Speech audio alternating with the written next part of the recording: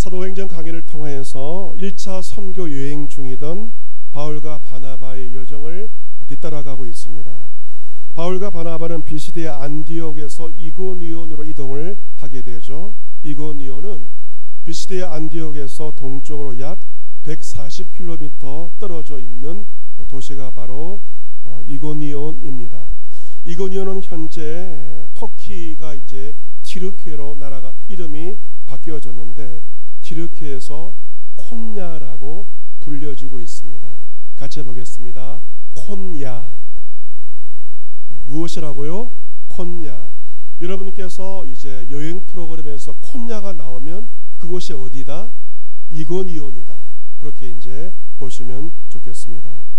이 콘야는 티르키의 중부 아나톨리아 지방의 중요한 거점 도시로서 해발 고도 1027m에 위치해 있고 현재 인구가 약 220만 명 가량입니다. 이 콘야는 과거 유명한 문명 메소포타미아 문명의 발상지이기도 합니다. 여러분께서 이제 이 티르키 여행을 하다가 이 콘야라는 곳을 가볼 수가 있는데 이 콘야라는 곳은 이슬람 신비주의 종파인 메불라나 교단의 발상지이기도 합니다. 이 메불라나 교단은 이슬람 신앙 가운데서 신비주의적인 그러한 특성을 가지고 있는데 특징은 무엇이냐? 춤을 춥니다. 남자들이 치마를 입고 빙글빙글 회전하며 춤을 추면서 신과의 합의를 추구하는 그러한 특징을 가지고 있고 지금도 많은 남자들이 그곳에서 1시간 동안 빙글빙글 춤을 추는 그러한 특징을 가지고 있는데 이 티르키의 가운데서 성지순례를 가장 많이 하는 이슬람 교도들이 성지순례를 가장 많이 하는 거룩한 도시라고 그들이 보기에는 거룩한 도시라고 말할 수 있고 그래서 종교색이 매우 강하기 때문에 이 콘야를 여행할 때는 복장과 옷차림도 주의를 해야 한다고 합니다. 이 콘야가 성경에 나와 있는 이고니온의 말씀을 들었는데 우리와 무슨 상관이 있을까 생각할지 모르겠지만 우리나라와 깊은 연관성을 가지고 있습니다. 이 티르키가 6.25 전쟁 당시 유엔이 한국전쟁에 참전을 결정했을 때 제일 먼저 티르키가 한국전쟁에 참전하기로 응하였다고 합니다. 그리고 미국과 영국 다음으로 15,000명의 군인을 세 번째로 많은 군인을 티르키가 파병을 하였습니다. 그런데 이 티르키가 해외에 파병한 것은 6.25 전쟁이 처음이었다고 합니다. 그런데 6.25 전쟁에 참전한 15,000명의 터키 군인들 가운데 콘야 출신이 절대 다수를 차지하였다고 합니다. 이고니온의 사람들이 우리나라에 와서 피를 흘리면서 우리나라를 지켜준 것입니다. 이 이고니온이 생소한 지명처럼 보여지지만 사실 우리나라와 관련이 있는 것이죠. 오늘 보면 사도행전 14장에서 2000년 전 바울과 바나바는 선교여행을 하다가 이고니온 지금의 콘야에 도착을 하게 됩니다. 그들은 비시디의 안디옥에서처럼 이고니온에 있는 유대인의 회당에 들어가 설교합니다. 성령의 감동하심 가운데 말씀을 전하며 설교를 하였습니다. 그 설교를 통하여 유대인과 헬라의 허다한 무리가 많은 사람들이 예수님을 말씀을 통하여 믿게 되었고 예수님을 영접하게 된 것입니다. 하지만 그 이고니온의 모든 사람들이 복음에 대해서 우호적인 것은 아니었습니다. 2절 말씀 보시면 순종치 아니하는 유대인들이 이방인들의 마음을 선동을 하게 됩니다. 그래서 이 유대인들은 이방인들로 하여금 바울과 바나바에게 악한 감정을 품게 하였습니다. 여러분, 소수의 이방인들이지만 악한 감정을 품었으니 그들의 표정이 좋을 수는 없을 것입니다. 그런 안 좋은 표정을 가진 사람들 앞에서 설교하는 것이 사실 쉬운 것이 아닙니다. 바울과 바나바도 사람인지라 자신을 향해서 악감을 품은 사람들을 대상으로 설교하는 것이 여의치 않았을 것이고 그리고 감정이 상할 수밖에 없었을 것입니다. 제가 과거 어느 교회에서 부목사로 사역했을 때의 일입니다. 한 장로님이 저에게 갑자기 좋지 않은 감정을 가지게 되었습니다. 그 이유는 그 장로님이 저에게 담임 목사님에 대한 안 좋은 말을 한 것입니다. 그 장로님은 저에게 그 말을 하면서 제가 자신의 말에 동조하기를 원하였지만 저는 동조할 수가 없었습니다. 제가 그의 말에 수긍하지 않자 그 장로가 태도를 돌변하였습니다. 그 장로와 함께 군선교 사역을 함께 나간 적이 있는데 군부대에서 해병대원들 대상으로 몇백 명의 해병대원들을 대상으로 설교를 하는데 그 장로가 갑자기 중간에 자리를 나가버리는 것입니다. 말씀을 잘 준비하고 말씀을 전하려고 하는데 한 장로가 설교 전에 자리를 박차고 나가버리니 제 마음이 참 불편했습니다. 그런 상황에서 설교하기가 쉽지 않았던 그러한 기억이 저에게 있습니다. 바로 바울과 바나바가 그런 상황이었습니다. 소수의 이방인들의 유대인에 의해서 악한 감정을 품고 바울과 바나바를 대하였고 안 좋은 표정으로 설교를 듣고 있었을 때 바울과 바나바의 마음도 결코 편치 않았을 것입니다. 하지만 두 사도가 어떻게 반응하는가 본문 3절 말씀 우리 같이 한번 읽어보도록 하겠습니다. 3절 크게 같이 읽습니다. 시작. 두 사도가 오래 있어 주를 힘입어 담대히 말하니 주께서 그들의 손으로 표적과 기사를 행하게 하여 주사 자기 은혜의 말씀을 증언하시니 아멘. 지금 이방인들이 바울에 대해서 안 좋은 표정으로 앉아 있습니다. 하지만 두 사도가 오래 있으면서 주님을 힘입어 담대히 복음을 전합니다. 담대하게 설교를 합니다. 그 비결이 무엇일까요? 바울과 바나바가 주님을 힘입었기 때문에 담대하게 말씀을 전한 것입니다. 여러분, 악한 감정을 가지고 자신을 쳐다보는 응시하는 그 사람들을 바라보았을 때 사실 바울도 인간이기 때문에 자신의 감정을 컨트롤하기가 어려웠을 것이고 설교하기가 참 어려웠을 것입니다. 하지만 두 사도가 그럼에도 불구하고 주님을 힘입었을 때 그들은 담대히 주의 말씀을 전하였던 것입니다. 그들의 담대함의 비결은 다른 것이 아니었죠.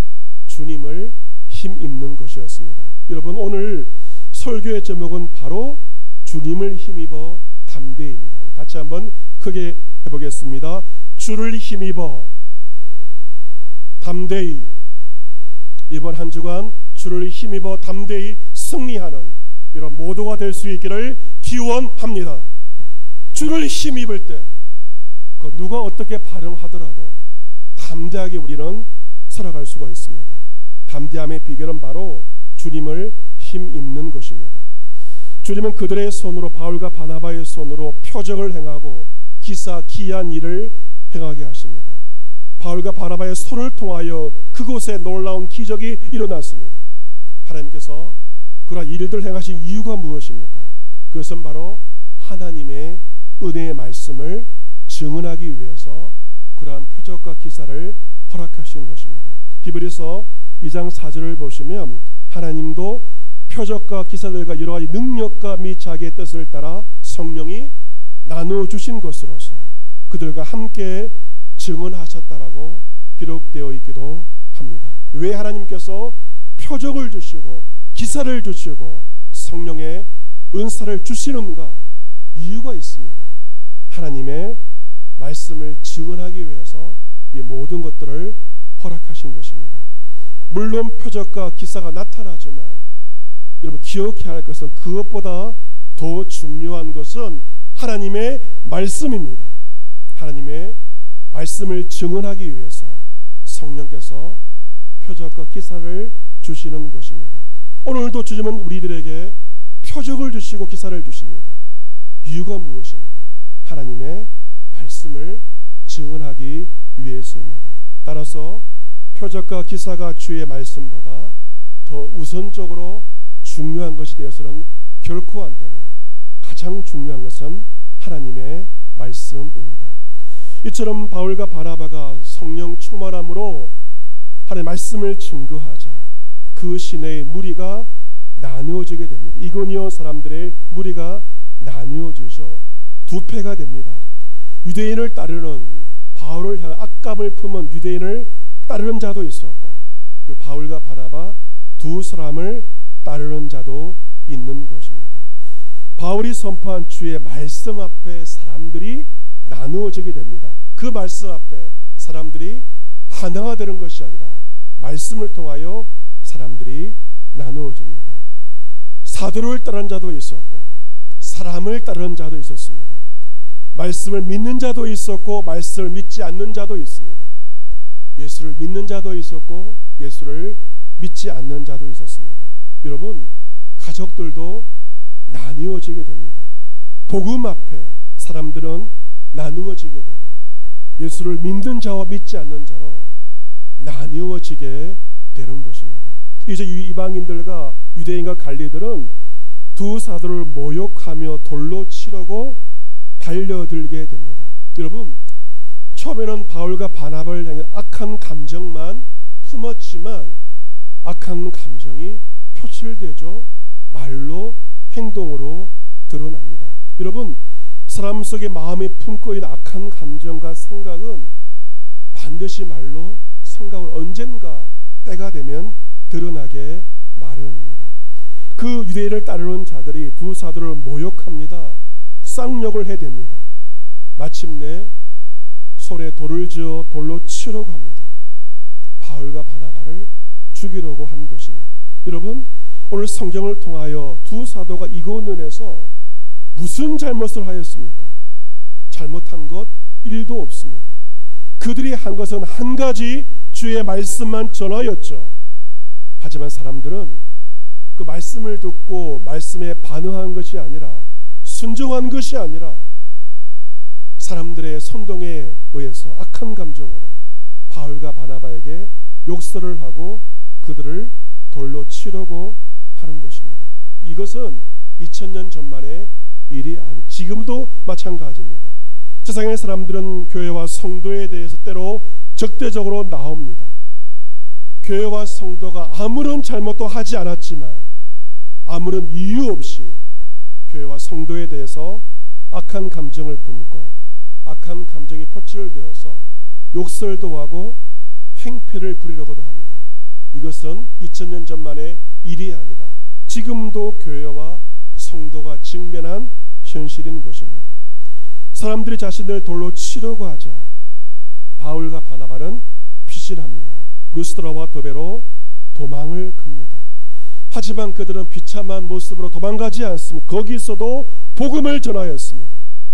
그 어떤 것들도 그들의 복음의 열정을 멈추게 하지는 못하였던 것입니다. 무엇이 이것을 가능케 하였을까? 그 해답을 말씀드리고자 합니다. 지난 2월 미국 에즈베리라는 곳에서 에즈베리 신학교가 있습니다. 그 에즈베리에서 부흥의 역사가 일어나게 되었습니다. 이 에즈베리라는 곳은 인구가 많지 않습니다. 전체 인구가 6,000명에 불과한 미국 켄터키주 윌모 지역에 있습니다. 그런데 그 작은 대학 캠퍼스가 있는 소읍 작은 도시에 지난 2월 보름 동안 7만 명이 모여서 뜨거운 부흥의 역사를 체험하게 된 것입니다. 최근 우리나라에 그 에즈베리 부흥 운동의 산 증인이 방문하여서 설화 목자교회에서 컨퍼런스를 열게 되었는데, 그는 중국계 말레이시아인 신학자인 홍투리우 목사이십니다. 그리고 2016년도 방문 교수, 비팅 스콜라, 방문 교수의 자격으로 에즈베리 대학을 찾았다가 하나님의 인도하심 가운데 교수직도 내려놓고 그것을 위해서 기도 사역에 투신하게 되었습니다. 한국 교회는 새벽 기도가 있지만 미국 교회는 새벽 기도가 거의 없습니다. 그 낯선 그 미국 교회에서 그런 새벽 기도를 시작하면서 기도의 불을 지피게 되었습니다. 그리고 캠퍼스를 다니면서 부흥을 촉구하는 팻말을 메고 다녔습니다. 그래서 학생들 사이에는 샌드위치맨, Man with the sign, 현판을 든 사람으로 불려지게 되고 그냥 가지 않고 팻말을 메고 다녔습니다. 그것은 하나님께서 그 대학을 위해서 지역의 부흥을 위해서 기도하라 하나님의 감동을 받고 그런 3년 동안 기도의 씨를 뿌리면서 그것을 위해 기도한 것입니다. 그의 간절한 기도와 많은 사람의 간절한 기도가 응답되어져서 마침내 올해 2월에 부흥의 역사 에즈벨이 그 땅 가운데 실제로 일어나게 되었습니다. 에즈벨이 부흥운동은 우연히 발생한 것이 아니라 간절한 기도의 응답이었던 것입니다. 그는 이렇게 말합니다. 부흥의 비결은 기도입니다. 기도의 방식보다 기도의 내용이 중요한데 반드시 성경 말씀을 붙잡고 기도해야 함을 말하였습니다. 성경을 인용하여 기도할 때 확신에 찬 기도를 할 수가 있고 그 기도가 반드시 응답됨을 그는 한국에서 역설하였습니다. 저도 이번 주 성경 릴레이 기도를 하면서 성경 말씀을 붙들고 간절하게 기도하였습니다. 그것은 골로새서 3장의 말씀인데요. 3장 15절에 그리스도의 평강이 너희 마음을 주장하게 하라. 너희는 평강을 위하여 한 몸으로 부르심을 받았으니 너희는 또한 감사하는 자가 되라 하는 말씀 붙들고 기도하였습니다. 성경은 우리에게 감사하는 자가 되라고 말씀하시죠. 감사는 내 상황과 형편이 좋아져서 하는 것이 아닙니다. 내가 어떤 상황 가운데 그리스도의 평강이 내 마음을 주장할 때 우리는 감사하는 자가 됩니다. 그리고 그 감사를 가능케 하는 원동력은 바로 그리스도의 말씀입니다. 골로새 3장 16절 17절에 그리스도의 말씀이 너희 속에 풍성히 거하여 모든 지혜로 피차 가르치며 건면하고 시와 찬송과 신령한 노래를 부르며 감사하는 마음으로 하나님을 찬양하고 또 무엇을 하든지 말이나 일이나 다 주 예수의 이름으로 하고 그를 힘입어 하나님 아버지께 감사하라 라고 기록되어 있습니다. 골로새서 말씀에도 예수를 힘입어가 나와 있죠. 여러분 주님을 힘입는다 이것이 무엇을 의미할까요? 그 정답이 바로 골로새 3장 16절에 나와 있습니다. 그것은 그리스도의 말씀입니다. 그리스도의 말씀이 우리 속에 풍성히 거할 때 그것이 바로 그를 힘입는 것입니다. 그리스도의 말씀이 내 안에 충만히 거할 때 풍성히 거할 때 그 말씀이 나에게 힘이 되어서 하나님 아버지께 감사할 수 있어요. 내가 처한 상황을 바라볼 때 감사할 조건이 없지만 주의 말씀이 거하고 그 말씀으로 주의 평강이 거할 때 우리는 어떠한 삶 가운데도 하나님께 감사하며 감사하는 자로 살아갈 수가 있습니다. 감사는 나의 힘으로 하는 것이 아닙니다. 주의 말씀이 풍성히 거하고 예수 그리스도를 힘입을 때 어떠한 상황 가운데도 감사하며 감사하는 자로 살아갈 수가 있습니다. 이번 한 주간 주의 말씀이 풍성히 거함으로 그를 힘입어 감사하는 자로 살아갈 수 있는 여러분 모두가 될 수 있기를 기원합니다. 여러분 사람이 밥을 먹어야 힘을 얻을 수 있습니다. 이번에 한 정치인이 20일 넘게 밥을 먹지 못하자 어떻게 됩니까? 결국 그 병원에 누워 있을 수밖에 없는 것이 현실입니다. 여러분 이 가을이 천고마비 하늘은 높고 말은 살찐다고 하였고 맛있는 것이 참 많지 않습니까? 절호도 있고 뭐 땅과 육고기 바다까지 참 먹을 것이 많은 것이 가을입니다. 하지만 여러분 이 가을 여러분의 영혼이 어떠한지를 한번 돌아보십시오. 여러분의 영혼이 허약해 있지는 않습니까? 왜 내 영혼이 허약하지? 이유를 말씀드리겠습니다. 이유는 여러분 안에 말씀이 없기 때문에 여러분의 심령이 지금 허약해 있는 것입니다. 여러분 밥을 먹어야만 육신이 힘이 나는 것처럼 우리의 영혼은 주의 말씀을 섭취하고 주의 말씀을 묵상할 때만 우리 영혼이 힘을 얻을 수가 있는 것입니다. 그리고 그 주의 말씀은 여러분의 힘이 되어서 여러분이 싸워야 할 모든 싸움이 있다 하더라도 넉넉히 이기게 할 것입니다. 그 모든 힘의 능력은 바로 주의 말씀에 있는 것입니다. 사도 바울은 데살로니가 성도들에게 편지를 보내면서 그들에게 말하면서 빌립보에서의 그들의 모습에 대해서 이렇게 말합니다. 우리가 빌립보에서 고난과 능력을 당하였으나 하나님을 힘입어 많은 싸움 중에 하나님의 복음을 전하였다라고 말하였습니다. 여러분, 바울은요 오늘 본문의 이고니온에서만이 아니라 빌립보에서도 데살로니가에서도 수많은 곳곳에서 고난과 능력을 당하였습니다. 쉽게 복음 전한 것이 아닙니다. 하지만 그럼에도 불구하고 바울과 바나바는 하나님을 힘입어 많은 싸움, 선한 싸움을 잘 싸웠고 승리하였고 마침내 그리스도의 복음을 곳곳마다 증거하였던 것입니다. 여러분, 말씀을 전하는 것, 복음을 전하는 것은 결코 순탄하지 않습니다. 여러분이 복음을 전한다면 사람들로부터 고난도 당하고 능력을 당하게 될 것입니다. 하지만 그 모든 어려움 앞에 결코 지지 마시기를 바랍니다. 그럴수록 주의 말씀을 의지하여 주님을 힘입을 때 여러분은 선한 싸움을 싸우게 되고 마침내 복음을 전함으로 승리하는 역사가 여러분 가운데 일어나게 될 것입니다. 이번 주 추석 명절을 보내게 됩니다. 명절을 보내면서 믿지 않은 일가 친척도 만나게 될 것입니다.